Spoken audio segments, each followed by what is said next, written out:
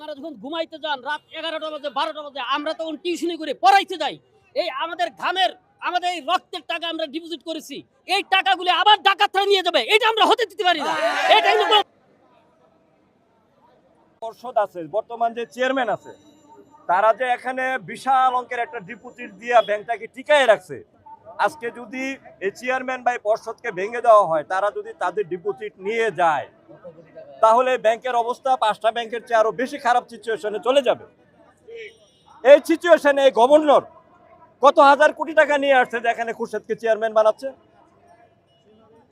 খুরশেদ সাহেবকে চেয়ারম্যান বানাচ্ছে, যার মদদে দেশ থেকে টাকা পাচার হলো। এটা গভর্নর সাহেব আমার মনে হয় সে নিজেই অযোগ্য। যদি এই ডিসিশন গভর্নর দিতে পারে, হয় সে দোসরদের অনুসারী, আর নয়তো সে এই জাতীয় শত্রু এবং এই ব্যাংকে ধ্বংস করার পায়তারাকারী একজন। নয়তো এই গভর্নর কিভাবে এই পারমিশন দেয়? দেখলো যে তারা বর্তমান পরিষদ যদি এই ডিপোজিট না নিয়ে আসতো, তাহলে আজকে গ্রাহকরা আমরা কিন্তু রাস্তা রাস্তায় ঘুরতাম। আমাদের গ্রাহকদের স্বার্থে, আপনাদের ব্যাংকের স্বার্থে এই চেয়ারম্যানকে, এই পর্ষদকে টিকে রাখা উচিত আমি মনে করি। আপনাদের যদি বিএনপির দলীয় কোন্দল থাকে যে আমাদের সাথে, সেটা আপনারা রাস্তায় করেন, সেটা আপনারা সংসদে করেন। এই আর্থিক প্রতিষ্ঠানে না আমাদের উপর আঘাত করতেছেন কেন? এই সাধারণ মানুষগুলা খাইটা ভাত খায়, কষ্টে 2টা টাকা ব্যাংকে জমায়, সেই টাকাটা নিয়ে আপনারা ছিনিমিনি খেলতেছেন। 5টা ব্যাংকের টাকা পাচ্ছি না, ন্যাশনাল ব্যাংক এদের আগে পেমেন্ট করতে পারে নাই।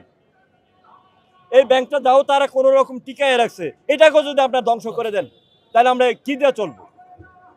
ল্যান্ডপোর্টের 80% এলসি হয়তো ইসলাম ব্যাংক থেকে। এই ব্যাংকটা ঘুমাইতে যান রাত 11টা বাজে 12টা বাজে, আমরা তখন টিউশনি করে পড়াইতে যাই।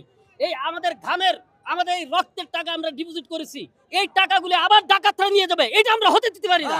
এটা কিন্তু কোনো ব্যানারের দরকার নাই। আমার টাকা আমি রক্ষা করতে আসছি ডাকাতের হাত থেকে, চোরের হাত থেকে।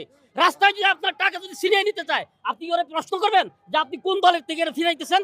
আমার টাকা আমি ফিরাইতে আসছি, আমার সম্পদ আমি রক্ষা করতে আসছি। আমার সম্পদ আমি কোনো ডাকাতের হাতে দিতে চাই না, আমার সম্পদ আমি কোনো চোরের হাতে দিতে চাই না। তোমার যদি এত যোগ্যতা থাকে, ব্যাংক আরেকটা প্রতিষ্ঠা করো। এই স্বীকৃত এই যে এস আলম গ্রুপ, এর ম্যানেজার ছিল এই খুরশেদ আলম। এই চোর ডাকাত কিভাবে চুরি করতে হয়, কিভাবে মানুষের টাকা খালি করে নিয়ে যাওয়া যায়, ট্রেনিং দিয়ে আবার আসছে আমার টাকা চুরি করতে। আমি তো আমার টাকা রক্ষা করতে আসছি, আমি কারো ব্যাপারে আসছি নাই, আমি আমার রক্ত রক্ষা করতে আসছি। ইসলামী ব্যাংক যতদিন